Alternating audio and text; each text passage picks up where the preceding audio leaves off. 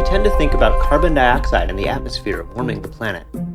Carbon is so central to our thinking about the climate that many other important aspects are excluded from the conversation. One of these things is water. Water is actually the dominant greenhouse gas, but its global effects are difficult to measure because it doesn't spread out evenly in the atmosphere like carbon does. Its effect on temperature also depends on the many forms it takes. When it takes the form of a haze, it has a warming effect. When it takes the form of clouds, it has a cooling effect, except for at night, in which it has a subtle warming effect. Since atmospheric water is hard to model, it tends to get ignored. But temperature is not the only important aspect of the climate here. If the climate can be warm or cold, the climate can also be wet or dry. The rampant rise of floods and droughts of our time are said to be caused by climate change, but really they are climate change. While temperature does have some effect on rainfall, floods and droughts are primarily caused by disruptions to the hydrological cycle.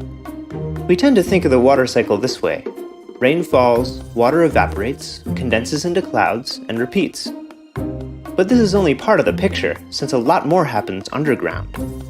Healthy soil is like a sponge that soaks up a lot of water. Some of it is taken up and stored by plants, and some of it percolates deep down into aquifers. This groundwater wells up and feeds springs and streams, which allows even more life to thrive. There's then much more water to evaporate from the saturated ground or to transpire through plants. This abundance of water vapor allows for more consistent rainfall. So what happens if we cut down the forest, plow the grasslands, and expose the soil? Without trees or plants to buffer the rain, the heavy downpour compacts the soil. The water can't soak down into the compacted ground, so almost all of it stays above ground and we have a flood. Almost all this water runs off, carrying loads of topsoil with it. And when the rain stops, the little water there is left evaporates very quickly, leaving the ground compact and dry. This lack of percolation depletes the groundwater over time, so it can't feed the streams, which dry up. Now there's no water in the land to feed rain clouds, and we have a drought. If a rainstorm does come, it just creates another flood and worsens the subsequent drought.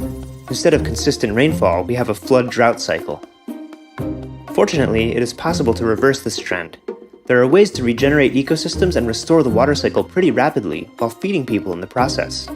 Making subtle changes to the land's topography can slow the flow of water, allowing more of it to soak into the ground and be used by plants. Plants with deep roots help break up the compacted soil, allowing water to percolate deeper. Everyone has a place in reversing the climate crisis. Whether you're working to protect healthy ecosystems, regenerate damaged ones, or just helping yourself or your neighbor depend a little less on industrial agriculture, you are helping the Earth heal.